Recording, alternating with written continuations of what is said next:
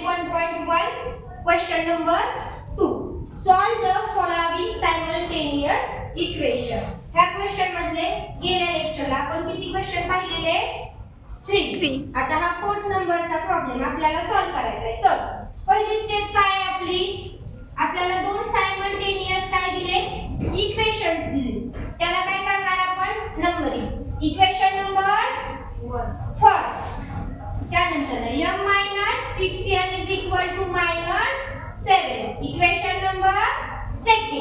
आता आपल्याला व्हेरिएबल कुठले दिले m and n व्हेरिएबल दिले. आता बघा कोएफिशिएंट सेम आहेत का कुठे नाहीये बरोबर. m या व्हेरिएबल पुढे कोणता कोएफिशिएंट आहे 5 आणि ह्या m पुढे कोणता कोएफिशिएंट आहे काहीच नाही म्हणजे तिथं काय असणार आहे 1. काहीच नाही म्हणजे तिथं काय असणार आहे 1.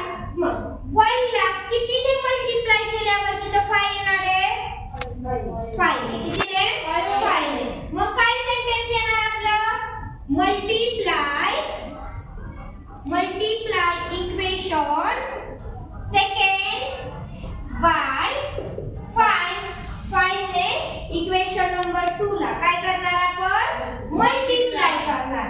मग चला m * 5 - 6n * 5 - 7 * 5 5 * m 5m - 6 * 5 30 7 5 25. ह्याला इक्वेशन नंबर किती देणार आपण 3. Equation number 3. आता m व्हेरिएबलचा कोएफिशिएंट थर्ड नंबरच्या इक्वेशन मध्ये 5 आणि फर्स्ट नंबरच्या इक्वेशन मध्ये पण काय आहे 5. मग हे दोन इक्वेशन आपण लिहिली.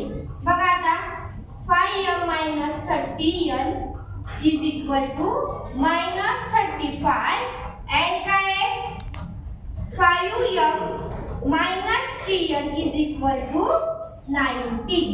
हे दोन इक्वेशन झाले. आता कॅन्सल काय होणार आहे 5m जे कॅन्सल होते त्याच्या पुढे ह्या कोएफिशिएंट पुढे कोणतं साइन आहे बाळांनो प्लस. जेव्हा प्लस असेल तेव्हा दोन इक्वेशन काय होणार आहेत तुमचे सबट्रॅक्ट. काय होणार आहे सबट्रॅक्ट. ठीक आहे. मग काय तुमचं सेंटेन्स येणार हे जर आपण खाली लिहिलं आधी सेंटेन्स लिहू. काय लिहिणार subtract equation third from first.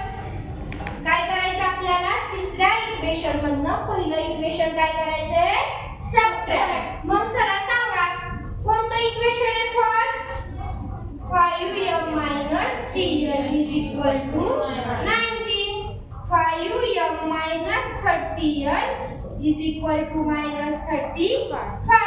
आपण सबट्रॅक्शन केल्यावर सिम्बॉल काय होतात चेंज होतात. काय होतात चेंज होतात. आता इथं प्लस आहे इथं काय होणार मायनस. इथं मायनस आहे इथं काय होणार प्लस. इथं मायनस आहे इथं काय होणार प्लस. आता 5m get cancel. Minus plus काय असतो मायनस प्लस मायनस. 30 मधनं 3 मायनस केले किती येणार 27n हा प्लस आहे बरोबर. 19 + 35 किती येणार 54. किती येणार 54. आता काय आलं आपल्याकडं 27n = 54. n as it is ठेवला. 27 काय इकडं मल्टिप्लाय इकडे येऊन काय होणार डिवाइड. काय होणार आहे डिवाइड. 27 2 जा किती 27 2 जा 54. n किती आला आपला 2.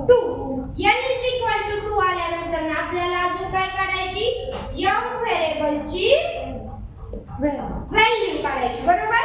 मग n 2 put in equation second equation मध्ये n ची व्हॅल्यू पुट केल्यावर काय येते बघूया. बघूयात. m minus 6n is equal to -7.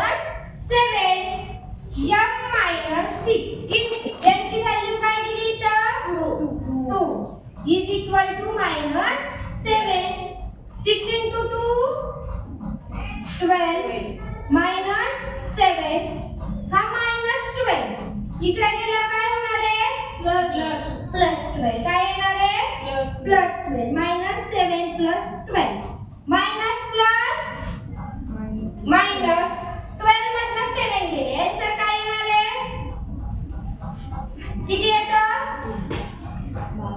12 minus 7 5 किती येणार 5 m is equal to किती आला आपला 5 ठीक आहे मग व्हेरिएबल m काय आले तुमचा m काय आला 5 2 solution of the given equation 5 2